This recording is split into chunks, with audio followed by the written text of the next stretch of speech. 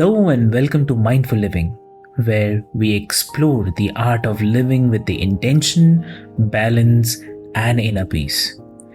I am Avik, your host, guiding you through conversations on health, meditation, mental well being, mindfulness, and the mind body connection.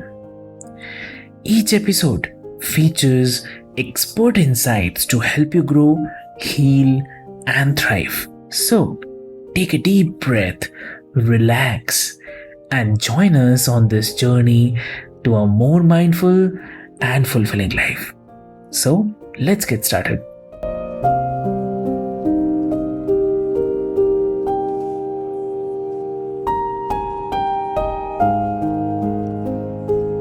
Hello and welcome to the Mindful Living podcast, listeners, where we explore the journey to living more intentionally, authentically, and fully. I'm your host, and today's episode will delve into what it truly means to live mindfully rather than having a mindful. Our guest is the extraordinary Birgitta Visser, a soul empowerment coach, divine channel, and light language healer. Birgitta's journey of overcoming personal struggles and discovering her true self has led her to become a beacon of light for others. Her deep wisdom, drawn from ancient teachings and personal experiences, empowers individuals to embrace their authentic selves and transform their lives. So, today we'll explore mindfulness, inner transformation, and the path to becoming who we are truly meant to be. So, let's get ready and dive deep into this conversation. So, Birgitta, welcome to the show, and it's an absolute honor having you with us today. Hi, Sana. Thank you so much for having me. Uh, Birgitta, so you have had a truly unique life journey filled with many challenges. So, how did those experiences lead you to the practice of mindful living, and what does it mean to you? Yeah, well, precisely as you said. So, being mindful is actually being conscious and being aware of everything that you do and everything and everyone around you. Because often when we go through our experiences or traumatic experiences and we experience pain, we I always say we run ragged with our emotions, and our emotions are energy in motion. And we get worried, we suffer from anxiety, and that's when our mind is full because we're overloading it and we're constantly thinking and thinking and thinking, rather than really being in the moment and accepting where we are and healing from that point on, so to speak. And it's all about embracing ourselves. So when we're living, rather than having our mind full, it's being mindful and living mindful. So being aware and being conscious of everything that we do. And when we go through our experiences, and I've been through a lot of trauma, just like many, many other people. And just for the listeners in a nutshell, so that they understand. I mean, I've been through abuse. I was abused by friends and family when I was younger. I used to starve myself. I lost my dad when I was 14, so that was a big blow. I was bullied in high school because I was very skinny and I was very tall. I'm 5'11". I lost my stepdad when I was 25 to cancer. I was assaulted in the modeling industry. I wasn't thick skinned enough. And so I was always doing other jobs. I was bartending, I was hostessing. I traveled the world. I've moved more times than my age. I rolled into dysfunctional relationships. And that's only because I was I was in disrepair myself, so to speak. So we attract the people that trigger us. Yes. And what I mean by that, what I mean by that is, we are reflections of one another. We're teachers of one another. I always say this, and people are like, yes, but this person hurt me. Yeah, but you're allowing that. It's an experience. And I've had to learn that there's no good or bad experience, really. There's just an experience. And that is a shift in perspective. But to you've got to become conscious of your pain, yeah, rather than mulling around in quicksand thereof, as I always say. And trust me, it's not easy to heal, but it's so worth it. Hmm. And do you believe that being more mindful rather than having a mind full helps us make better decisions or Absolutely. decide the trajectory of our life? Oh, absolutely. I Mm-hmm. mean, one of the things, I mean, I've done so much healing on myself and I studied many healing modalities like Reiki, aromatherapy, aroma touch, meditation, angelic Reiki, Anubis Reiki, Mm-hmm. EFT, the emotional freedom technique. But it's really about shedding the layers of who we believe ourselves to be. And what I mean by that, Sana, is, we live in such a society where it's all about looking at other people, comparing ourselves to other people. And it's like, look what they've got. Oh my God, look at this person's figure. Oh my God, look at the house they've got. Oh my gosh, everything. People compare themselves to others, and it's really not about that. Yeah. And because we compare ourselves to others, and I mean, I always call this, we live in a very technocratic society because people are glued to their phones, their laptops, their Kindles, their TVs, they look at programs. And I always say television, it tells a vision because it programs your mind. And people here, especially, it's like, oh my gosh, if you go to a restaurant, what's right next to them? It's a phone. Yeah, because they can't do without it anymore. In the 1980s and the 1990s, the early 1990s, life was pretty different because we didn't have all that. Yeah, I mean, my sister and I used to run upstairs to the attic because my dad got a telex, and that was really cool. That was even before the fax machine. Yeah. And we had landlines and we just go to the neighbors or ring the doorbell and ask if so and so could play outside. But times have changed so much. And so people are really suffering. They're at a dis-ease with themselves. So their soul is not aligned within their bodies because they're trying to be someone that they are not. They're trying to fit into a mold that has been created by society. Absolutely true. Very rightly said, Birgitta. Very rightly said. So, you have described yourself as a SpongeBob, absorbing others' energies. So you learned to set boundaries. Can Yes. you share how mindfulness played a role in establishing those boundaries and honoring your true self? Oh gosh, my gosh, yeah. I was a walk me over.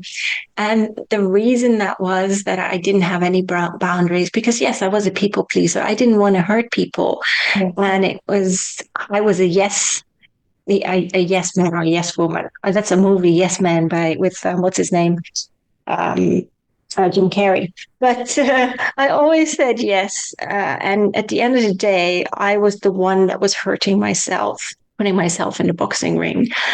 And it's only through experiences that I had to set boundaries. I mean, I'll give you some examples. Like last year was pretty bad because I worked another 5 months on top of the 12 months because I felt really responsible and I really wasn't putting any boundaries in place. And the same with relationships. I would walk to the ends of the earth for someone. Yeah. And that wasn't right because what I did was, as I always say, I was stumping their growth as much as I was stumping my own growth because I would help them out financially. I would try and find them jobs. For another one, I would have to get groceries because he was broke. So it was really doing everything. But at the end of the day, I was working 7 days a week.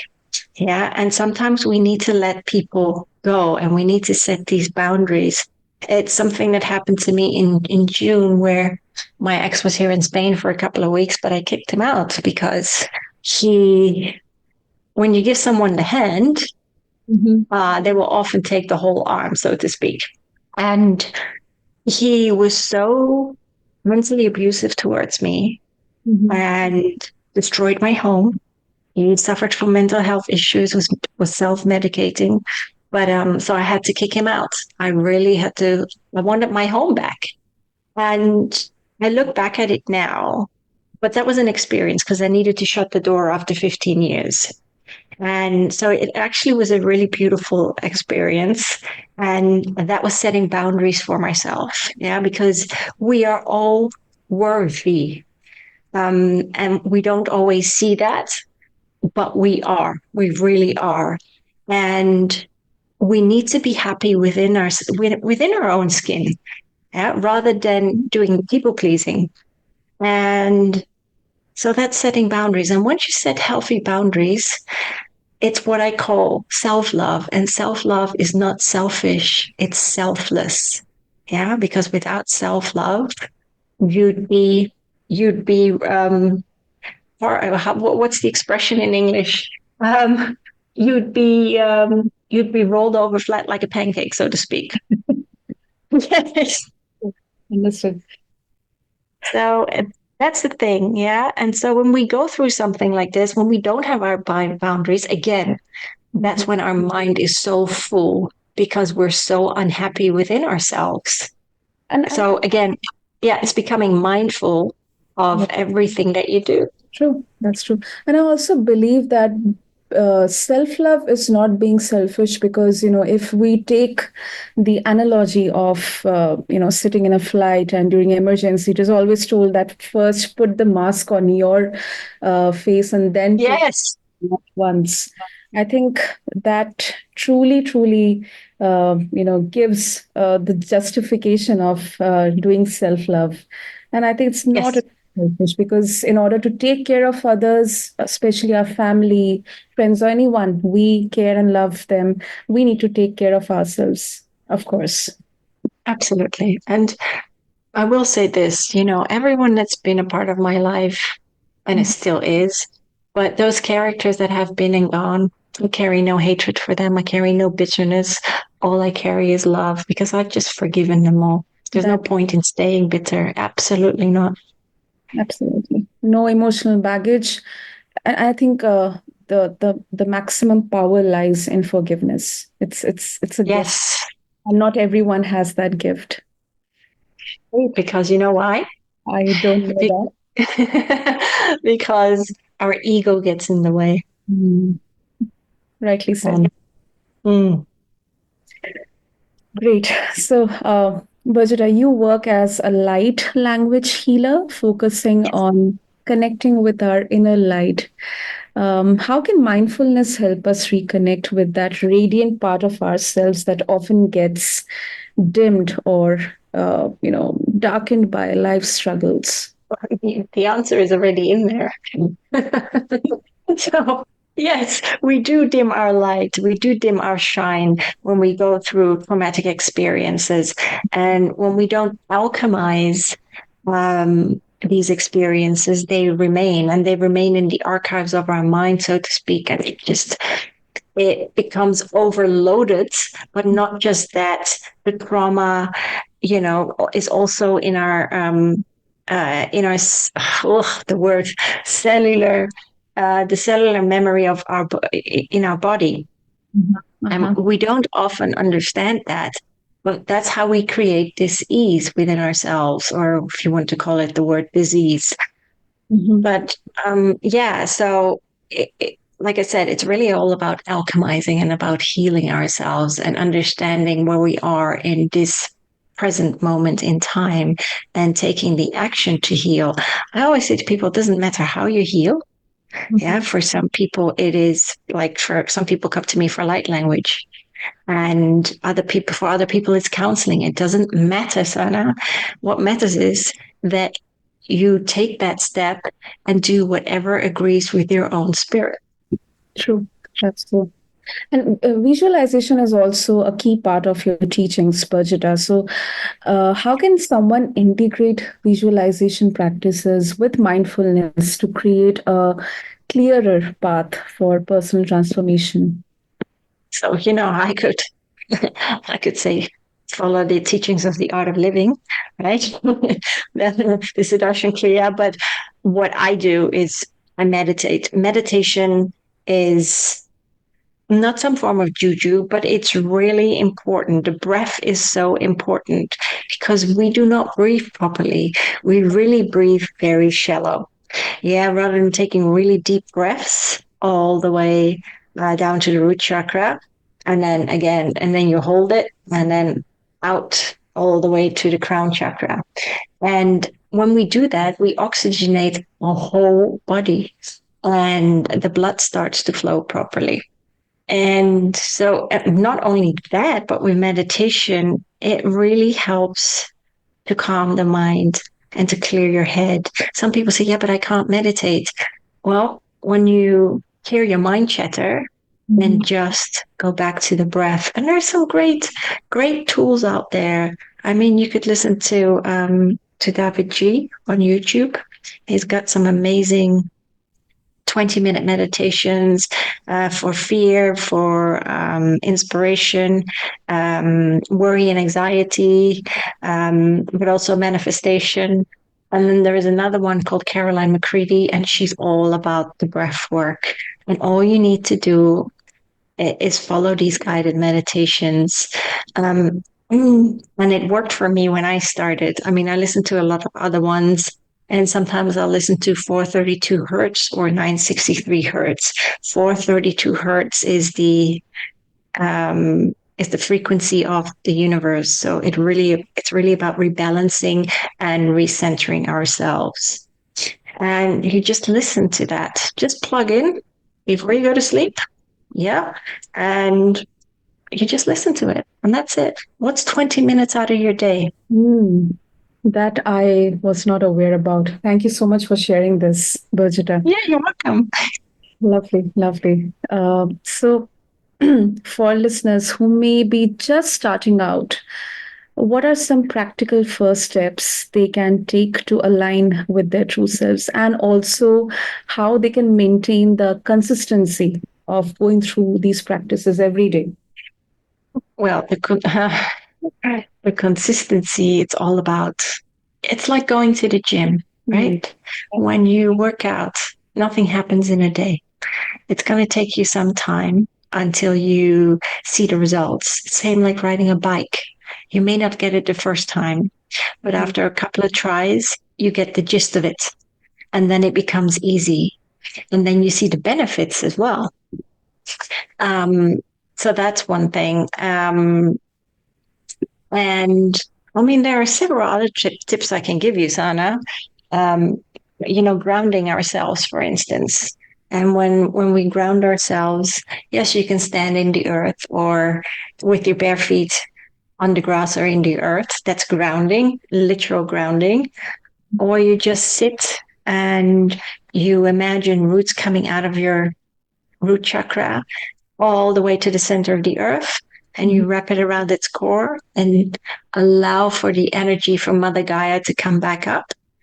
And, allow for the energy to go through your whole body and out through your crown chakra. And that's when you're just sitting in the present moment, but also you're present within yourself. So your mind's not, your mind's in the here and now rather than thinking about the future or the past, because that's what we do. But we forget that we create in the present moment. Yeah. Great, great. And before we wrap up, if our listeners want to connect with you, Birgitta, and explore more about how you are spreading the awareness and leveraging mindfulness for personal transformation and healing, how they can do that? They can find me via my website on powersoulhealing.com. I'm on Instagram under Universal Light Warriors. And I'm also on YouTube, where you will find a lot of my interviews, but also segments of light language healing and how it can help you. And I also do demos of that. And my YouTube channel is Power Soul Healing. Lovely. We'll mention all the details in the show notes for our listeners. And Birgitta, thank you so much for sharing your profound insights and inspiring journey full of perseverance and courage with all of us today. And it's been a powerful reminder about uh, that mindful living is about staying present, authentic, grounded, and connected to our inner selves. So, thank you so much for your words of wisdom. No, thank you so much for having me. Can I say one more thing? Oh, sure. Yeah. So I always say this: always be you, not who the world wants you to be, and then you'll be okay. Follow your own heart. That's the most important thing. And one more thing, yes, I have a book coming out called Child of the Sun: En Route to Enlightenment in India. And there you will find that I went to the art of living in India, but not only that, it's also about meditation and breath work. And there are exercises in there as well, besides channeled messages from the many Indian deities, but also Saint Germain and Archangel Michael. And it's kind of a self help book for people. Great, great. Lovely. So we'll also mention the same in our episode details along with this episode for our listeners. So listeners, thank you to all for tuning into this conversation on the mindful living. And if you want to learn more about Birgitta's work, explore her work and soul empowerment coaching, or stay tuned for her upcoming book, be sure to refer the show notes along with this episode. And if today's conversation resonated with you, don't forget to subscribe to the Mindful Living podcast and leave us a review. Until next time, remember to live mindfully, embrace your authentic self, and let your inner light shine. Thank you for tuning in.